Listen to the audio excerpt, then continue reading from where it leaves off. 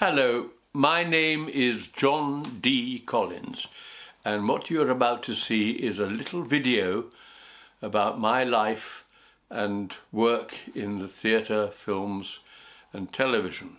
I hope you enjoy it. If you don't, there's nothing I can do about it.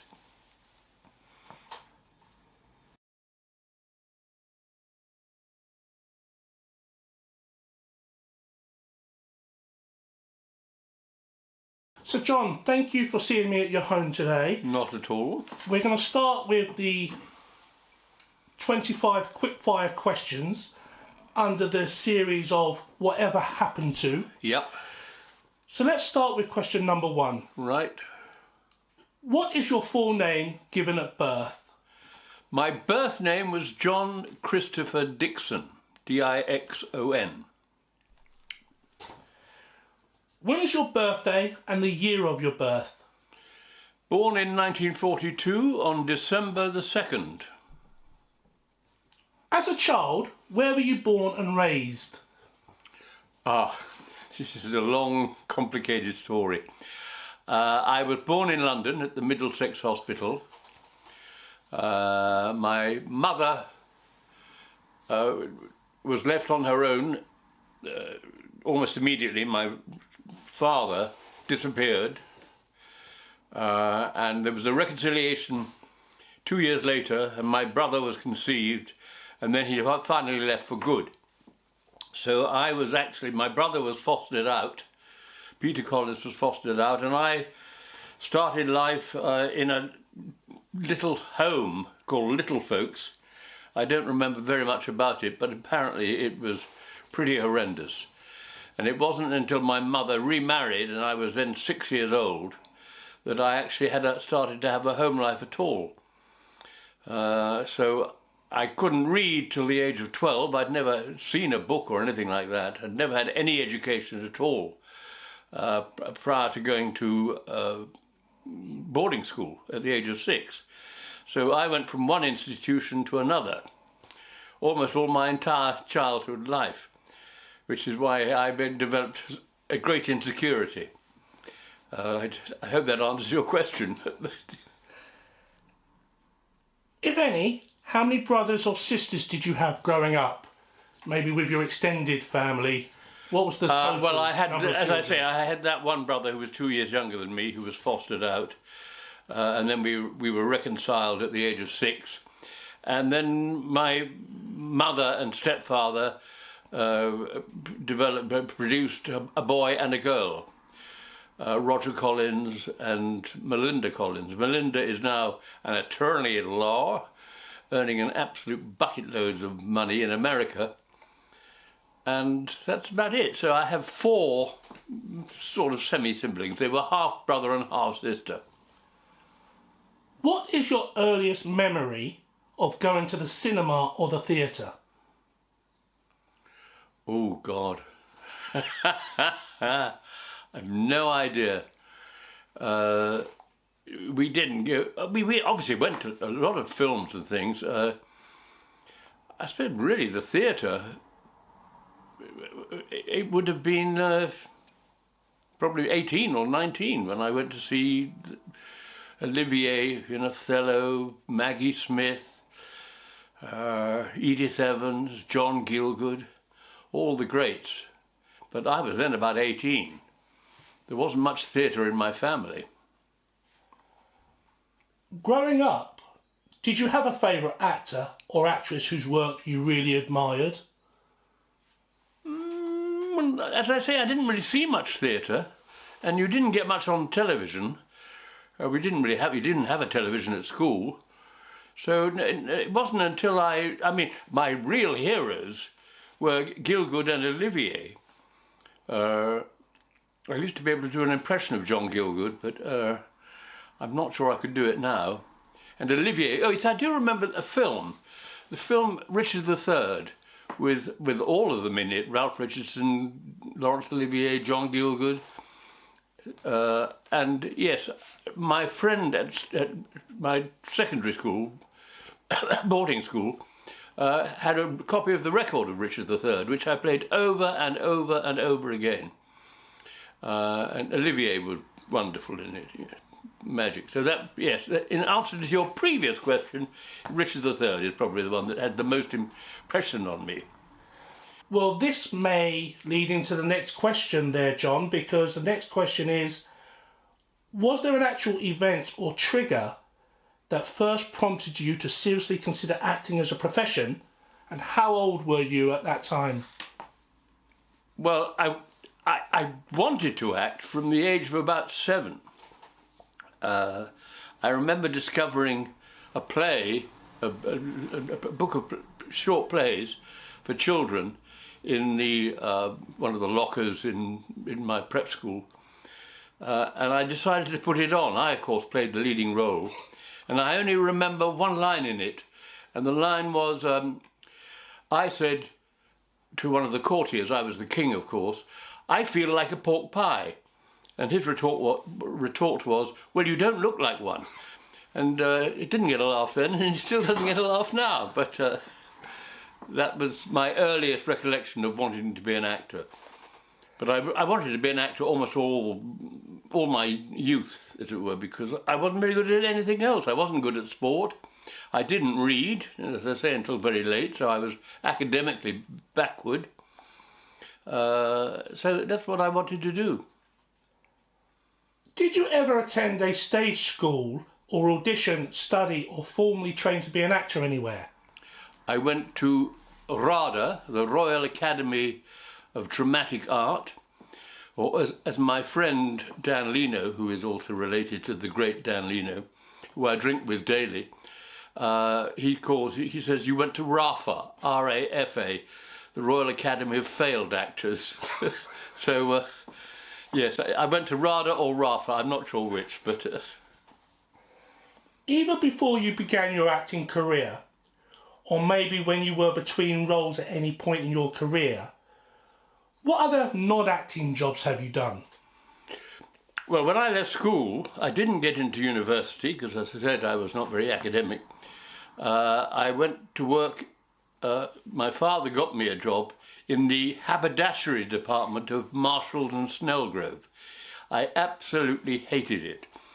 There were 6 very ancient women working in this department, and I because I was on kind of, I don't know what they called it, but some sort of training course, I was very badly paid and didn't receive any commission. So when I sold something in the haberdashery department, I had to split the commission between the 6 ladies, each one in turn, and they used to get very angry with me because, well, you gave her more than me, and they used to fight over my commission.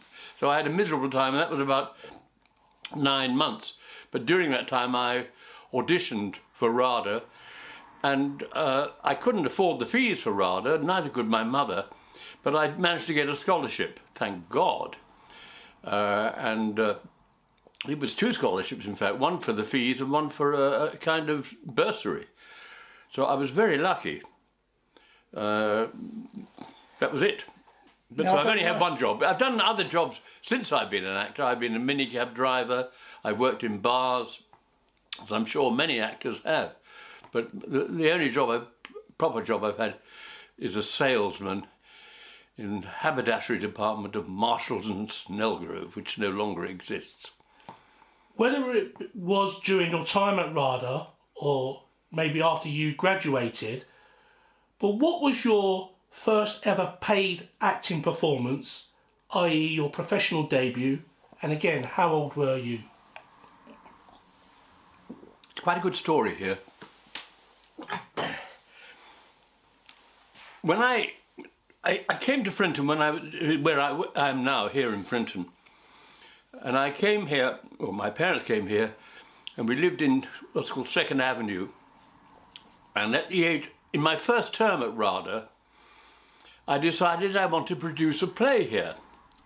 And I directed and starred, of course, in A Midsummer Night's Dream, and I played Bottom. And we did it at the tennis club in the open air, and it went on to become quite a sort of event, and I think about 10 plays were done, one each year at the tennis club. And I very cleverly invited the director of the local theatre, Frinton Summer Theatre, whose man's name was Peter Hoare, Hoar, and his wife was called April Hoare. And when she was introduced at cocktail parties, people asked her what she did for the rest of the year. But didn't go down too well then, anyway. But Peter Hoare came to see my bottom in A Midsummer Night's Dream, and the next day invited me to be in the theatre here for the last 2 plays. One was Rebecca, which I wasn't in, but the last one was Terence Rattigan's While the Sun Shines. So I appeared in the leading role in that and was dreadful. I'd never learned to play in 5 days, you know. We had 3 months at RADA. Anyway, I did that, and then the next year he asked me to run the season. So I did that, and there was a director called Richard Everett, who was a director of Granada Television. And I wasn't in the play that Richard Everett was doing, but somebody dropped out, said, I don't want to do rep, I want to be a famous film star. So he dropped out, and I said to Richard Everett, well, I'll play the part myself, is that all right? It wasn't a big part or anything. And so there were, I think there was about 8 or 10 of us in the play, and Richard Everett directed it, and every single one of those actors got a job at Granada Television, because in those days it was impossible to get into television. So I got a job in television at Granada, and then was used quite a lot by Granada. So the rule in life is turn nothing down. You know? I've got another story about later on, which I'll tell you about. Can you remember how old you were, or what production you were working on, when someone first asked you for your autograph? Well, no. It's been happening quite a lot. I haven't done that much in my career, but done lots of little things. Yes, I mean, I suppose it was around the time I started working with Spike Milligan, it must have been. But no, I can't really remember when, and it just sort of, it's something you do automatically, you know. And you've said that you had this vision and you created parts where you were always the lead. Did you ever work on your signature to construct some semblance of an autograph? No.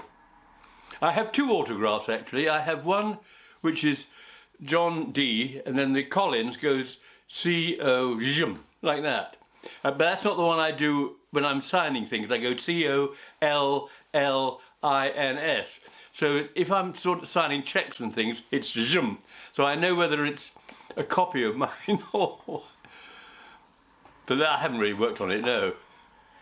At any point in your life or your career, have you ever been starstruck when meeting someone famous? And have you ever asked anyone for an autograph? I've never asked anyone for an autograph, but yes, I have been starstruck all the time. I mean, Milligan, Joan Greenwood, who I worked with for a year, was a wonderful actress. Yes, I mean, I sort of am every time I meet, you know, top actors. Michael Crawford I spent a lot of time with, but I never got an autograph or anything, but... And so throughout your career, were you ever one for collecting any memorabilia? And what, if anything, do you still have in your possession today? Nothing. Nothing, no. I don't...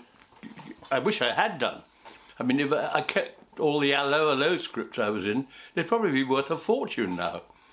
But no, I've kept nothing. You know? To perform in, what would you choose? Theatre, television, cinema or radio? And what would you give as the reasons for your answer?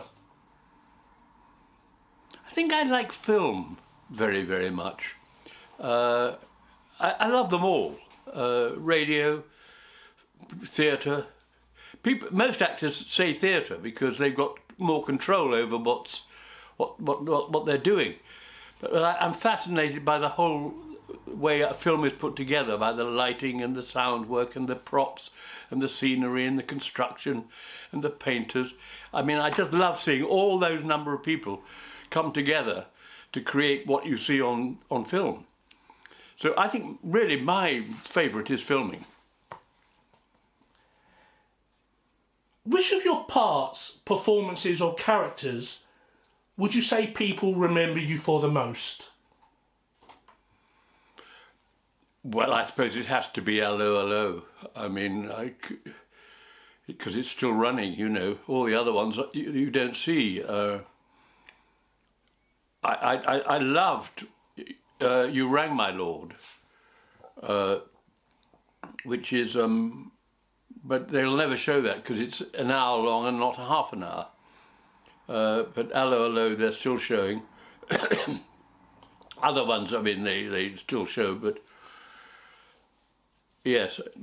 But my favourite, I think my favourite performance was Browning version by Terence Rattigan.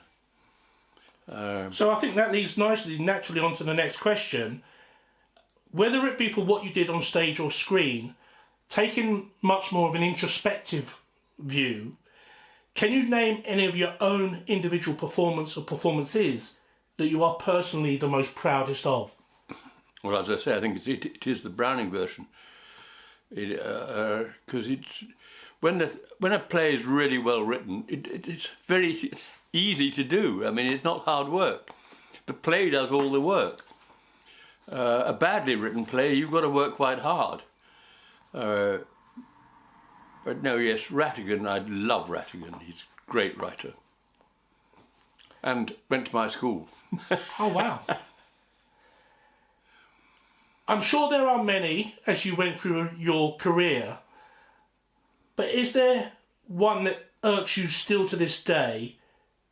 That did you ever audition for a part or a role that really wanted but didn't get?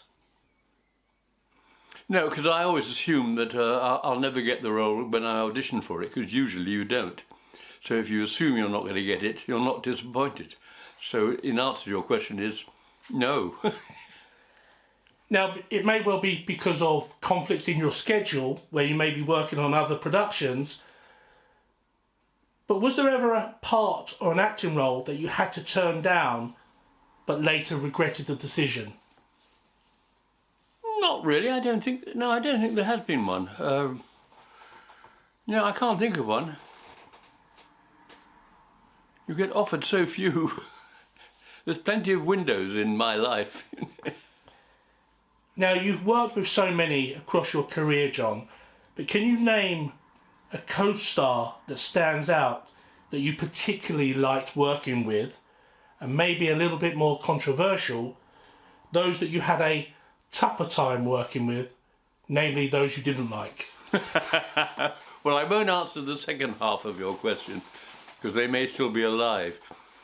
But yes, there are some wonderful, especially actresses. I've been very lucky to work. I mean, working with Joan Greenwood was wonderful. She would always have us in her dressing room. She'd have a bottle of wine, which would be frowned upon now. But she'd have a bottle of wine. She'd give us a glass of wine before the show, or in the gap between the matinee and the evening performance, and just talk to us. It was fascinating. Yes, Kim Hartman I loved working with. What's her name? Sue Pollard, yes. She was wonderful, a fantastic lady. We went out to New Zealand with Annie. Pollard was a remarkable girl. She knew the name of every waitress and every barman in the hotel we were staying in. She absolute brilliant professional. Now, rather than asking you who your favourite director was or is, I'll ask it in a slightly different way, and it is thus. Outline what a director needs to do to get the best performance out of John D. Collins, and can you name any directors that did just that? When I started in the theatre, my first, apart from working here in Frinton, it was at the new Nottingham Playhouse, and it had quite a number of starry people, including Ian McKellen, Michael Crawford, Leo McKern, John Neville, Dorothy Reynolds. And the first play was Coriolanus. And the director was Tony Guthrie, Sir Tyrone Guthrie.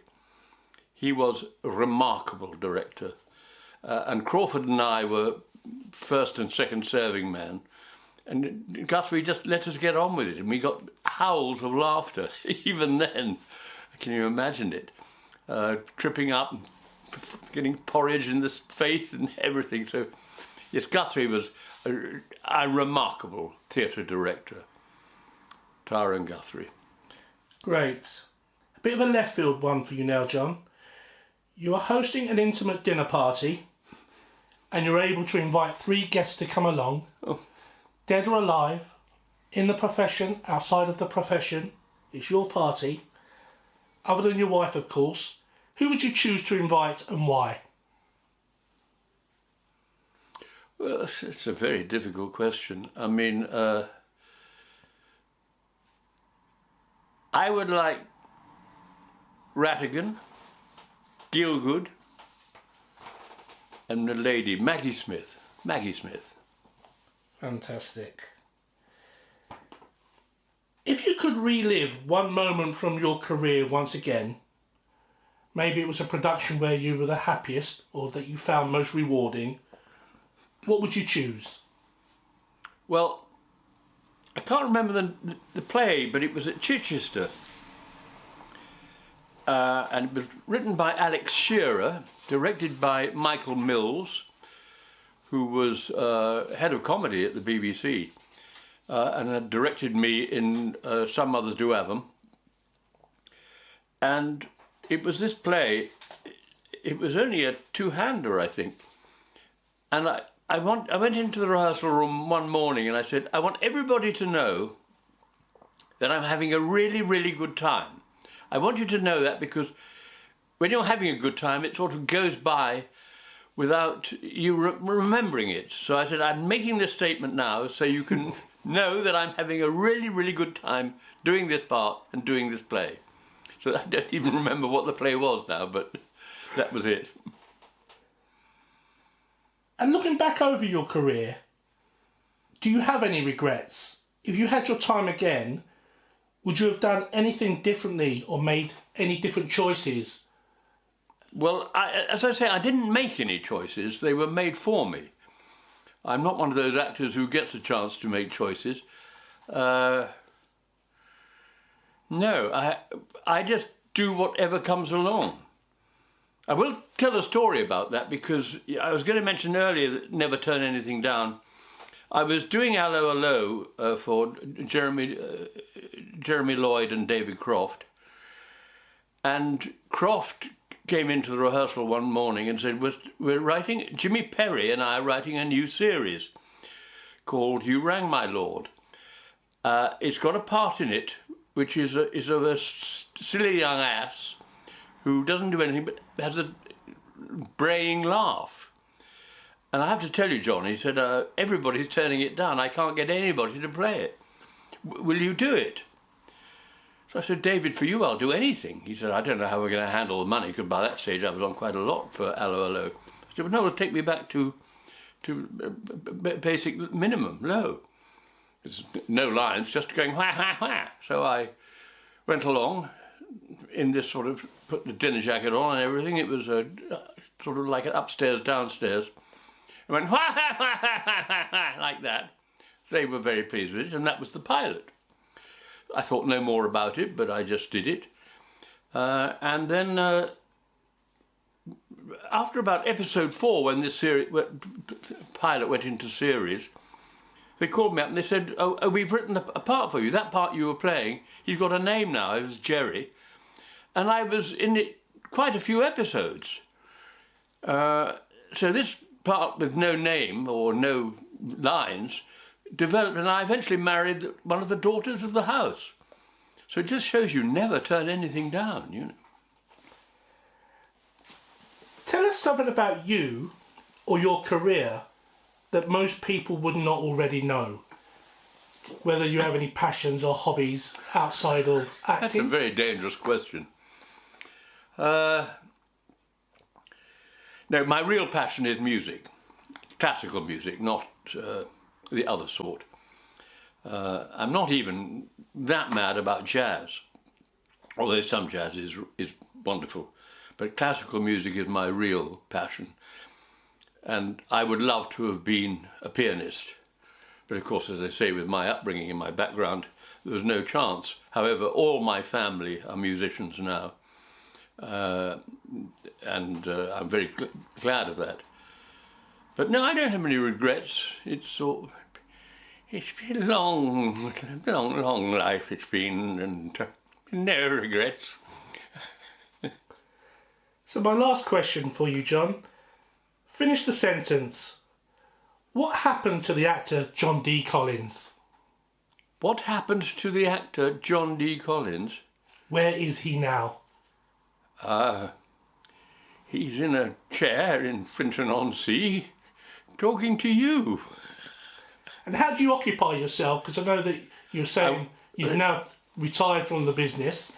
I haven't retired. It's just I might get another job here in Frinton. I've been working here the last 3 years.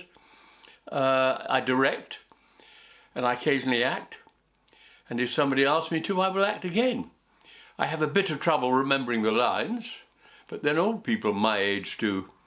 No, I just keep going until I'm taken. John D. Collins, thank you very much. Not at all, Michael.